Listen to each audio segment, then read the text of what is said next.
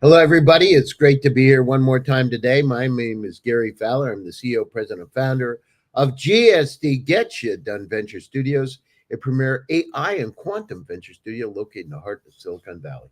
I'm a 17-time serial entrepreneur with several unicorns under the belt.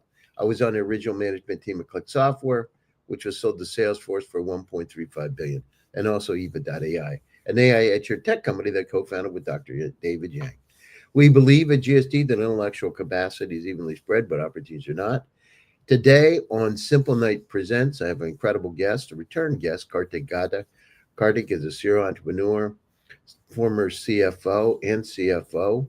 He's worked at companies all over the Bay Area. He is a speaker and he's written an incredible book. But today we're going to talk about AI and legal. Hi, Kartik. Hello, Gary. Thanks for having me. Yeah, no, it's good to be here with you. So, can you briefly describe the current landscape of AI in the legal industry?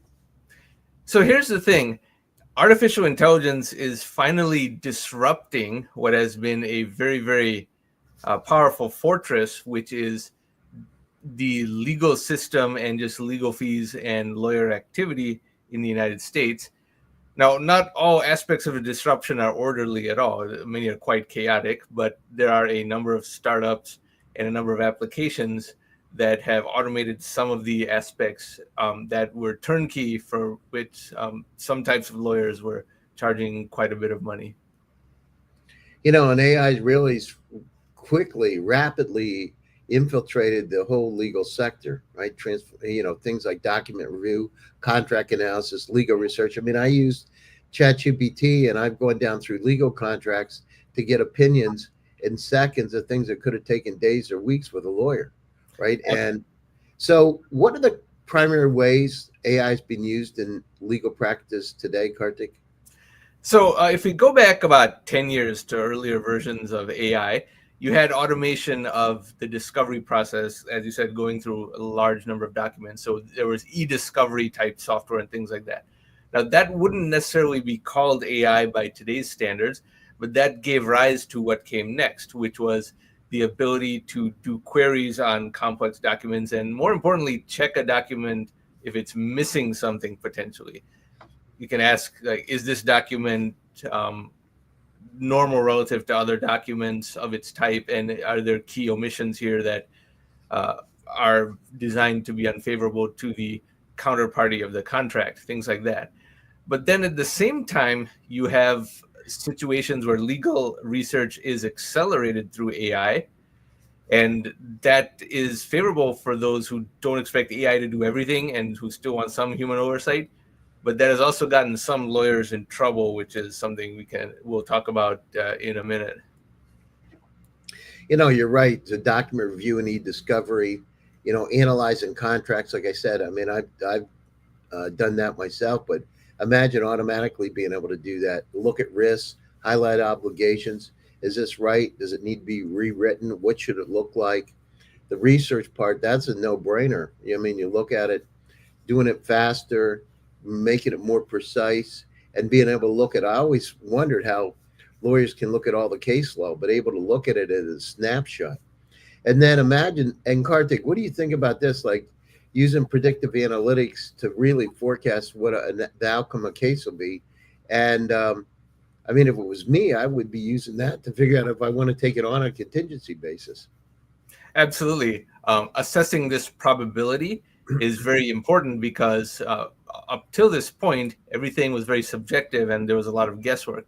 And not just in high profile complex cases, but even the entire layer of legal services that is built around smaller settlements, like $50,000 type settlements.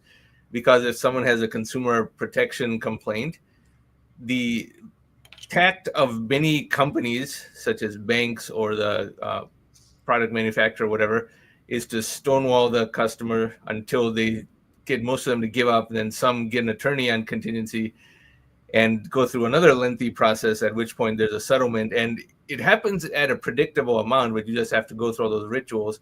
Versus if there was a software that just assessed probabilities, let's say you had an auto insurance claim or a consumer protection claim, and just said, the range of this claim is somewhere between $30,000 and $60,000. Then not only do they save months or even years of time, but they can negotiate within that band, and it could be over in a matter of minutes. Says, okay, will you take 35,000? You want 45,000? Let's go with 40. Done. So that is a tremendous amount of time saving relative to the entire legal departments of those companies, as well as the consumer having to go on a wild goose chase as well. So it even operates at that layer of the law, all the way up to very complex cases. Do you think AI is going to replace lawyers, or is it simply going to enhance their ability to work faster, better, and more precisely? So the general idea is that it will cause the topmost lawyers to be more productive because they'll have greater precision and be able to take on more case volume. However, there could be significant vulnerability to the supporting staff, so to speak, which is to say paralegals and junior lawyers, because a lot of what they do is much more susceptible to automation, number one.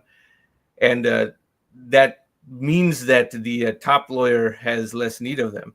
But there's a second dimension too. AI is borderless, remember, and the United States has more lawyers per capita than other advanced economies, sometimes by a large margin. Like the United States has 12 times as many lawyers per capita relative to Japan. Now, if there is more of a leveling of the amount of lawyers needed, because in the US it's a litigation heavy society, and the culture is a lot around lawyers, and it's a higher paying profession in other countries as well. So that could cause some degree of standardization, which would be to the downside for US lawyers, because then with AI, one can more easily ask the question, well, why does the United States need 12 times as many lawyers per capita relative to Japan or Germany or countries like that? And if AI is the leveler, that could be interesting in that regard. And you look at it, it seems like, at least in the beginning, what you're saying is AI is going to really enhance the legal work rather than replacing the lawyers. And those tasks that a paralegal would do, like repetitive tasks, really allows a lawyer to focus on the strategy and complex judgment calls. The thing we forget about a lot of being a lawyer is a client relationship, managing the client's expectations, right?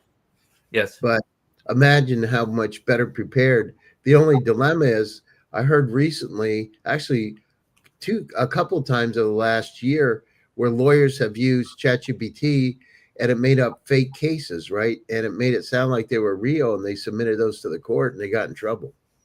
Indeed. That has been a high profile situation, one that happened early in the life of ChatGPT, early in 2023, and then a couple others after that. The lawyer did not cross check whether the cases were actually real cases, because ChatGPT can draw from cases in other countries which would not apply to US law, or fictitious cases from movies and TV shows like that. So if the lawyer did not check on that, then the lawyer is presenting false case law. And in one of those instances, the lawyer got in trouble with the judge, because the judge has the ability to impose sanctions on the lawyer, Rule 11 type terminology and other such sanctions by the judge. And that can be damaging to the lawyer's reputation, career, and standing with the bar association. And sometimes, the judge has to impose that just to send a signal to lawyers across the country. Hey, you can use AI to do some portion of what you're doing, 50, 60, 70%, but don't get lazy and think AI can do 100%, because then the briefing that you're submitting may have case law that is not a real case. And that, of course, taints the entire premise of case law within the U.S. legal system. What do you think? What ethical concerns arise from AI adoption in legal practices? I mean, are there issues, with things like bias, being transparent, and then what about, some of this? Here's the other thing, Kartik. What do you think about client confidentiality? Because a lot of this, depending on the model, I use an enterprise model of ChatGPT, but if you don't, that stuff's shared. What do you think the risk is of that sensitive data going out, and it's out in the cloud for everybody? If someone has a very complicated, high-profile case that involves them, or is doing a lot of research and is using their real name or other identifying details, that can be a risk, because the very private legal research someone thinks they're doing, or even if you're just a civilian, a non-lawyer doing your own research, but you're going in so much detail, then aspects of that could become visible in the cloud to those who know what to look for potentially. So it's important to anonymize certain things while doing research. But if people don't know that, they think they're just privately doing something, there can be identifying information even about them for those who are seeking info about them. And this is a bigger threat than many people realize, because scammers, hackers, and so forth, they're always scouring things to create a more detailed profile of the victim that they intend to harvest, that they intend to scam. If they know what AI they're using, then they can, in fact, go and find out more about that person too. That doesn't seem like there are existing regulations around AI and law. It seems like it's really an open area. I mean, it's really minimal and fragmented. What's going to take? What's it going to take to start using to get some kind of? It's funny. There's no regulation, but the lawyers, right? Yeah. What do you think's going to have to happen? Is it going to have to happen? There's some big cases where somebody made mistakes using AI, or and how far do we regulate it? Well, the problem here, as with AI and many other fields, is that the government itself is too slow to respond. And even though there is a need for regulation, this gap in speed is not closing very fast. And the problem with that is that you just cannot get to a point where the regulation can keep up, in AI for law, AI for many other fields as well. And that becomes a broader ongoing theme. So, what has to happen in theory is that the regulators and government themselves have to use AI to optimize more of what they do, and do all the vetting and cross checking. But the entire method at which the government operates has to be overhauled and become leaner, faster, more productive with AI. However, they are not directly pressured to do that, because with the government, even if an outdated regulation is causing a whole bunch of harm, they don't feel inclined to move very fast. They just move at their pace. And there's a lot of old, outdated laws that still exist. And certain things have to go through the legislatures, whether it's state or federal and all that. And that is very, very slow. So this gap is widening, and there's no real solution when the government is not forced to become many times faster than it is through its own use of AI. And so that becomes the end game. And that's obviously what I write about very often, and even my book and so forth, is that the real end game of AI is government regulatory and many bureaucratic aspects that have to keep up just to interface with the private sector non-government usage of AI. What do you think the key benefits of integrating AI into legal practice? If you could say, like, there's three things that could happen, what do you think would be, that right now that would be a benefit where law firms are out there thinking about how to use it? So cost, speed, and greater assessment of probability, which you mentioned earlier.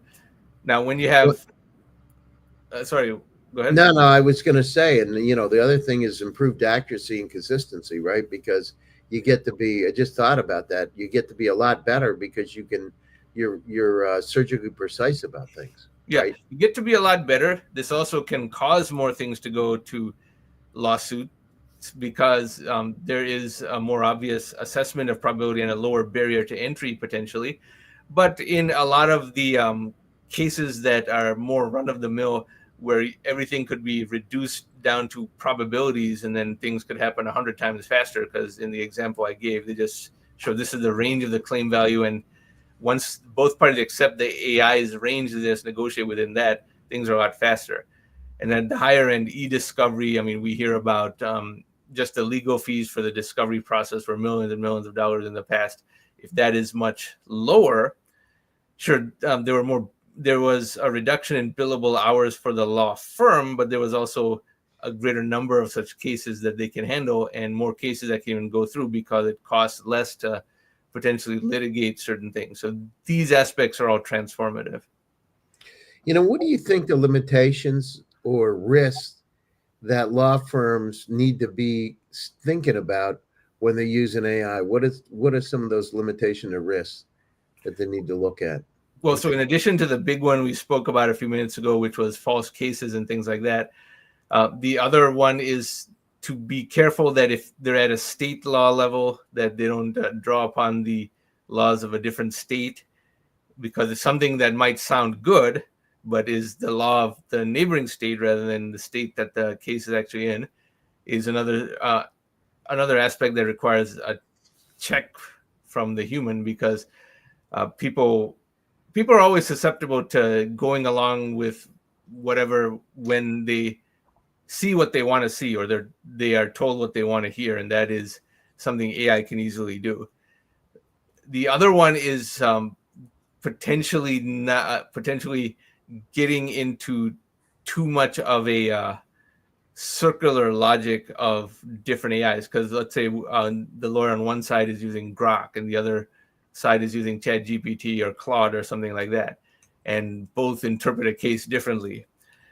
Then both will be very confident about their side, but they got input from different AIs, which could be along the same lines or in line with each other, but also could be quite different. So they might both be fighting on information about the same case or same situation that is incompatible and designed to create a more of an interminable dispute.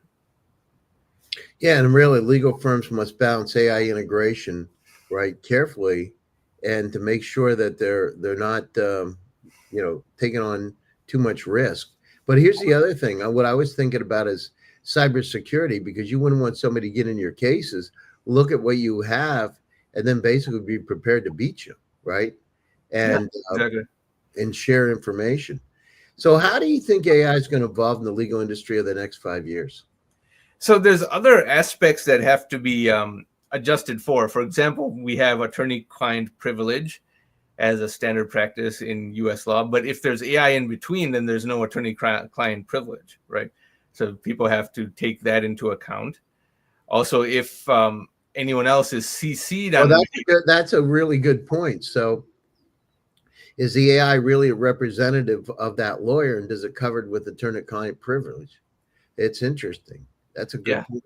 and there is not a clear consensus from the bar associations and the legal professions and all the regulatory bodies about how exactly to handle that.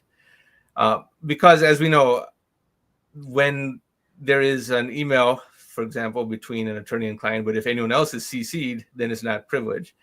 Now, if AI is sent the emails to process through, where does it fit within that lens as well, is a question. So that's one aspect that has to change everything about how lawyers and clients interact. Now, the automation of the lower end of the legal process, which is say paralegals and junior associates, that is lucrative in that just recently has emerged a new AI firm, Harvey AI. And it's only been around for a short while, a couple of years, let's say. And it's already worth $3 billion. And it doesn't have a large number of employees either. And all it is potentially doing is automating paralegals and junior associate work. But senior lawyers say it's not that great. It's not even a big jump over tools that existed some time ago or low-cost tools such as ChatGPT and Grok. But it's worth $3 billion. So the market is willing to pay a lot for companies that even have some chance of addressing some aspect of this problem, because of how much money is involved and how much of a cost it is to business processes. And AI will have to be more completely vetted in terms of how it transforms the legal industry. But there's certainly a market of investors who want to invest in AI startups that have some chance of making some headway there. Do you think the AI driven courts or automated judicial decisions, do you think they'll ever become a reality? Here's the thing. Too many people will flinch at the very concept of that, but there are times when this just has to happen. And it's not where there's the most complicated cases or situations, but where the higher volume simple matters are. For example, small claims court, right? The wait list for that is quite long, just because you still have to come from a judge sees it, and then it's next, right? AI could process all of that very fast because most small claim decisions are not all that complicated and are it won't be perfect, but it could still be better than the human judge, not to mention much faster. Secondly, for example, if you see what's happening in the news, there's a question of people who are immigrants to the United States illegally and processing them, and everyone says, or at least the people who don't want too many deportations, they say that, well, there's 20 million of them or whatever the number is, and our system cannot process all of those. That is another case where AI could be very useful because the range of complexity in each case is not that many. Are you here illegally or not? Do their documents? Do you have a criminal record? Are you a productive, law-abiding person? All that. So to process 20 million people much faster, an AI adjudicator could be better for something like that. And will everything be fair 100% of the time? No, but that's not going to be the case with the human judge either. That's the only way to process, let's say, 20 million cases in a short time, especially when opponents of that say, since you can't process them all, don't deport them. And then one wonders, well, was that the whole idea all along, that there's so many that the system cannot handle their processing at all, and therefore the system gives up? So AI, in theory, could be a tool there. Too many people will object to that, even though they don't have a solution of an alternative. How are you going to process 20 million cases? So that is where AI could be a big solution. So what do you think? How do individuals today, how can they use AI to be able to help them with legal scenarios? And in your opinion, what can people do today without a lawyer to be able to look at how to be able to use it to be able to help them in their lives? So if they have a question, then they at least can become much more informed when they do speak to a lawyer or are shopping for lawyers. Like if they're suing another party and there's a bunch of emails to analyze, then what is the solidity of the case? What laws the other party is violating? AI could give good ideas about that.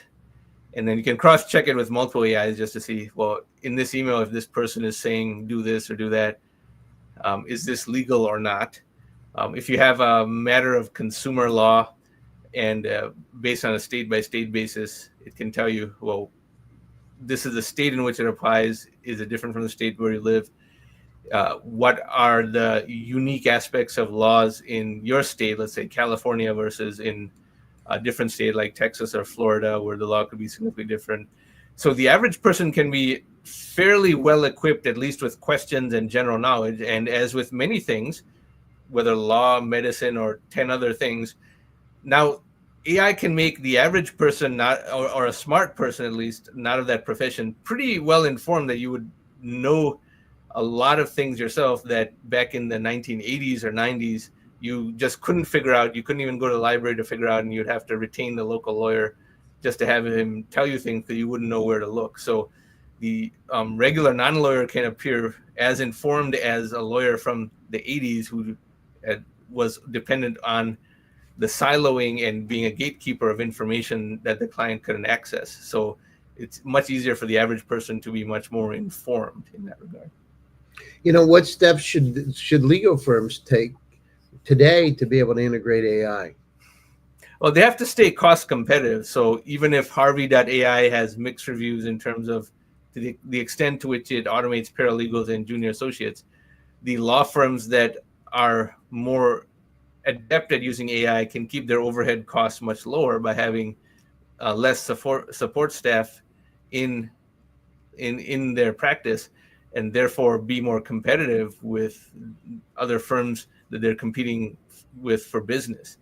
And as that's like with any other industry, if you're using AI and you're doing twice as much work for the same number of people, you will come out ahead compared to those who are not as good at knowing how to do that. It also changes the lawyer hierarchy considerably, because if you are extremely good, if you're a litigator who litigates in courtrooms in front of juries and all that, that's very manual. And if you're extremely good at that, that becomes more important versus the researcher, since that has a greater AI component. The lawyer who's very good at research perhaps goes down in some value, even though they, like I said, do have to have some oversight to make sure the cases aren't fake and things like that. So which aspect of law is harder, and within a large firm where there's more specialization of lawyers, the hierarchy of power or indispensability of one lawyer versus another could be shaken up to some degree. So if we look at it, the for law firms out there today, it's you should train your lawyers to be how to use these tools and having instead of having them just do it ad hoc, right? So you got to train them how to use it because part of the problem is most people don't know what the tools are, what's available. And then when you look at setting up programs inside of the law firms, why not? You said Harvey.ai, but take tools like that and have pilot programs and just get a group in there and get used to it. Yeah. And then I would allocate some budget to be able to look at targeted tools because it's going to cost some money, and you should have some budget in there to be able to take care of it and take proactive steps so that you can, like you said, you could be twice as impactful and effective. You're going to make a lot more money, but if you don't use it, you're going to. My thing is, I don't know about you, Kartik, but if a law firm doesn't over the next 5 years integrate AI in, it's going to be hard for them to remain competitive. Yeah, it becomes a significant aspect of competition, because the other thing about law, especially if you look at big law firms or elite law firms, it's very pedigree heavy in that all the lawyers have to have gone to what is called the top 14 T14 law schools, and even within that, the prestigious subset of the top 5, Harvard, Stanford, Yale, etc. And there's a tremendous amount of pedigree associated with that. Now, that doesn't go away overnight, but if a lawyer from a school outside the top 14 is very good at using AI, he potentially becomes competitive against these big firm lawyers that have those pedigrees and have an advantage of mutual reinforcement. They get more business because all their lawyers are from Harvard, Stanford, and Yale. And therefore they attract the best new associates, and therefore they get more business. So it's a mutually reinforcing success cycle where the actual quality on an objective, unbiased basis is often not tested very often, right? Because the pedigree reinforces its own success, which draws in more a new wave of young lawyers with the same pedigree. And this could be very, very profound in terms of the competitive landscape of small-time lawyers. Because you could be a small-time lawyer, not in a big city, and using AI and be quite competitive with the big city, Harvard, Stanford, Yale, 1,000 lawyer law firm. So what do you think? What would your best advice to lawyers today that are skeptical about AI? I'll say they have to use it. They have to account for it. They don't really have a choice. They should resist the temptation of going in the opposite direction and not vet the cases, because the cases could be fictitious. But they have to assume that some of the low-hanging fruits that they were earning a lot of billable hours for will go away, like in tech startups, for example, right? A lawyer who does incorporation documents, etc., for a technology startup, he has the same template. He's customizing a little bit, but then he's charging a hefty fee to the startup. And very early in the startup's life, they have to spend $5,000, $10,000, $20,000 out of their first $200,000 just to get started with the legal incorporation documents, when the lawyer is just charging full retail price for a template that he did 5% customization on. Right. So there's going to be more and more versions of that can auto-generate, that will be very accepted templates and be kept up to speed in a much more real-time basis than, let's say, the Y Combinator templates, some of which get posted, but then they're 3 years out of date. So a lot of that lucrative piecemealing retail price for a template is going to get automated away. That's great for startups who pay much less for just the very basics. But then a lot of lawyers who are dependent on that, well, I mean, and they're going to get automated. And some could argue that it's even surprising it took this long for that to happen. No, that's great. So, Kartik, closing thoughts, and how do people get a hold of you? So the best way to get a hold of me is through LinkedIn, and explain that you saw me on this episode of the podcast, and I'm happy to correspond with anyone who has questions. And final thoughts are, I think the core point of the greatest macro scope is this has to change how quickly government responds to new changes in the law, the economy, technology, and updating regulation. And also the other international aspect. I mean, the US has so many more lawyers compared to other advanced economy countries.